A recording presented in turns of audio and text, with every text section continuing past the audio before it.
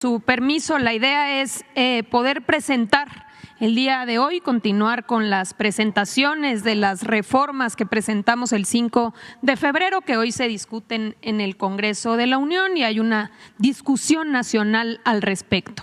Este paquete son 3 iniciativas que tienen que ver con el tema de austeridad, el tope para salarios de funcionarios públicos y también con la eliminación de los supuestamente órganos autónomos. Lo primero tiene que ver con la austeridad republicana. La Constitución en realidad no contemplaba este concepto de austeridad cuando debería ser un principio rector para la correcta administración de los recursos públicos, de los recursos de todas y todos los mexicanos.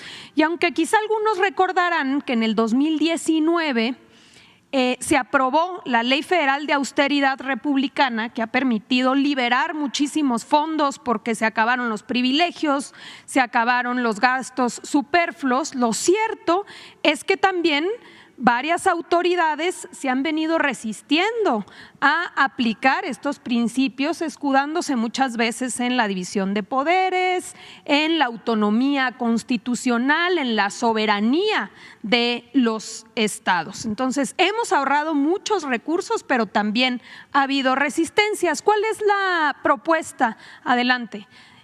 La propuesta es establecer primero el principio de austeridad republicana en el artículo 134 constitucional para que los recursos públicos se administren y ejerzan responsablemente. Por el otro lado es facultar al Congreso de la Unión para que pueda expedir una ley general de austeridad republicana que sea obligatoria para todos los poderes, para todos los niveles, para todas las autoridades estatales, sin ningún tipo de excepción. Prohibir la adquisición de bienes o servicios que no sean indispensables para las funciones propias del servicio público, es decir, eliminar cualquier tipo de gasto superfluo o que no sea necesario, y prohibir los esquemas que todavía vemos en algunas dependencias de jubilaciones, pensiones, retiros privados, de seguros de separación, de gastos médicos privados también pagados con recursos públicos, de cajas de ahorro, de seguros de vida, de cualquier tipo de privilegio que sea pagado con recursos públicos. Adelante.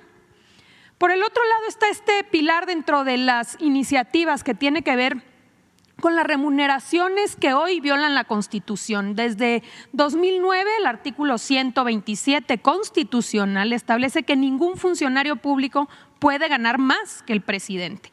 Pero en los hechos hay funcionarios públicos que ganan más que el presidente. Aquí está la tabla. Existen 2.560 funcionarias y funcionarios federales que hoy violan este principio constitucional. 2.377 pertenecen al Poder Judicial Federal y 182 pertenecen a 4 órganos autónomos. Si lo vemos en recursos públicos, estamos hablando de más de 2.264 millones de pesos que se concentran aquí. Y también a nivel estatal existe un número importante de funcionarios que también tienen salarios por encima del tope presidencial. Han sido varios las excusas, los pretextos por los cuales se ha venido evadiendo esta obligación constitucional o este concepto. Adelante. Por eso, ¿qué estamos proponiendo? Ser lo más claros posibles respecto a cómo se calcula el tope, porque el pretexto ha sido no sabemos cuánto se gana, no sabemos qué se integra dentro de ese salario. Entonces, que la propia Constitución establezca que ningún servidor público podrá ganar más que el presidente de la República, cuya remuneración no superará 73 veces el valor anual de la unidad de medida de actualización, de la UMA. Entonces, se establece que la UMA anual por 23 veces da una cantidad específica, que es ese el monto máximo que cualquier funcionario público puede ganar. Es así que se ajustan todas las remuneraciones de los servidores públicos, tanto federales como locales, al tope máximo establecido. Y una cosa fundamental, ya habíamos presentado aquí la reforma de pensiones, habíamos dicho que parte importante de los recursos iba a venir de varios ahorros. Bueno, hoy se establece en los transitorios que todos los ahorros se van a destinar al Fondo de Pensiones para el Bienestar. Adelante. Y finalmente está el tema de la eliminación de estos órganos autónomos, entre comillas. Sabemos que en las últimas décadas se han creado estos órganos constitucionales autónomos con funciones que antes estaban en las secretarías de Estado, funciones que ya existían y que formaban parte de la administración pública federal. Todo ello bajo el argumento de que iba a permitir su independencia, tomar mejores decisiones, garantizar mejor la regulación en el mercado, que no hubiese injerencias externas. Pero en los hechos conocemos que eso no sucedió.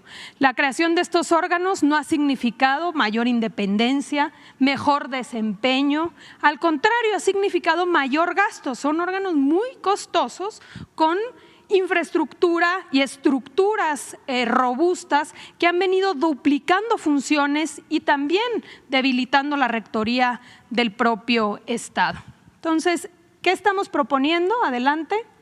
Que se eliminen esas duplicidades, que se desaparezcan estos 7 órganos autónomos o reguladores y que esas funciones regresen a las dependencias. También desaparecer 17 organismos descentralizados y desconcentrados para que formen parte de las dependencias hoy responsables, y algo importante, porque ha sido también producto de desinformación. Todo ello respetando los derechos de las y los trabajadores. Y con todo esto que nos ahorremos, nuevamente vamos a seguir nutriendo y financiando el Fondo de Pensiones para el Bienestar. Vamos a ver algunos ejemplos. Aquí está el INAI, por ejemplo, el Instituto Nacional de Transparencia y Acceso a la Información. Se crea en 2002, primero era IFAI, luego se adquieren mayor atribuciones en el 14 como INAI, cuesta 1,097 millones de pesos. Pero en realidad sabemos que desde su creación pues no ha habido mayor transparencia. Y al contrario, tenemos casos emblemáticos sobre Odebrecht, pero también Pemex Gate, o incluso si recordamos quién fue la primera presidenta del INAI, antes incluso de acabar el cargo ya estaba en las listas plurinominales del entonces partido en el poder. Es decir, la independencia pues realmente quedaba bastante en duda porque eran los partidos políticos los que finalmente se acababan repartiendo los puestos. ¿Cuál es la idea? Hoy el INAI, cuando detecta un incumplimiento, no sanciona el INAI, le dice a Función Pública o a los organismos encargados que abran un proceso administrativo. O sea, en los hechos ya tanto las contralorías como Función Pública son los que sancionan a las autoridades que no cumplen con la transparencia. Pues regresar a eso, que en la Administración Pública Federal sea Función Pública, para el Poder Legislativo las contralorías, y así en el caso del Poder Judicial y de las otras autoridades obligadas a transparentar la información, si no lo hacen, que puedan tener mecanismos ágiles y eficientes para sancionar a los funcionarios públicos. Adelante. Está, por ejemplo, el caso de COFESE, que se crea en el 92, era parte de la Secretaría de Economía, y después con las famosas reformas estructurales del entonces presidente Peña Nieto se vuelve un órgano autónomo. Hoy nos cuesta 688 millones de pesos y la verdad es que no ha resuelto casos relevantes. De lo que más se conoce pues son las limitaciones y sanciones que pone en el caso de Pemex, de CFE y de empresas del Estado. La idea es que regrese a la Secretaría de Economía. Adelante.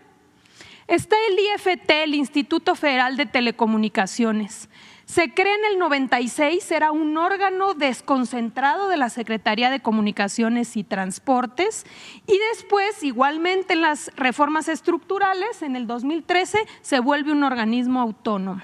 Cuesta 1.680 millones de pesos y tampoco ha sido efectivo para combatir los monopolios en el sector de telecomunicaciones y de radiodifusión, pese a que tiene una estructura gigantesca de costos elevadísimos. Dado que el IFT no ha servido para combatir los monopolios, al contrario, ha defendido a varios de ellos, conocemos sus resoluciones, la idea es que pueda regresar a la Secretaría de Infraestructura, Comunicaciones y Transportes. Adelante.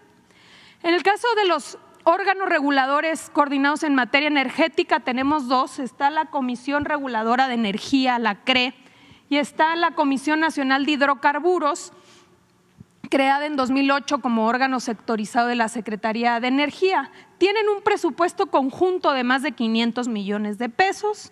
Habemos entregado varios permisos, concesiones a empresas extranjeras. La idea es que pueda ser la Secretaría de Energía la rectora en la política energética y regresar esas funciones a esta dependencia. Y finalmente, adelante. En el caso de Coneval, que se crea en 2004 como un organismo descentralizado sectorizado de la Secretaría de Desarrollo, después adquiere su autonomía en 2014.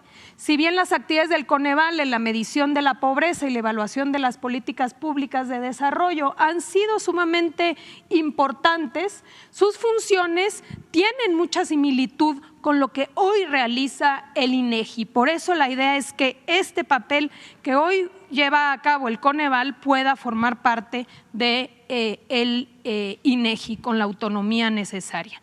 Y Mejoradú, que se crea en 2013, que sustituye al Instituto para la Evaluación de la Educación, en el marco de la reforma educativa, se propone que pueda formar parte de la Secretaría de Educación Pública. Con ello, nos ahorraríamos varios millones de pesos que formarían parte del fondo de las pensiones. Es cuanto, presidente.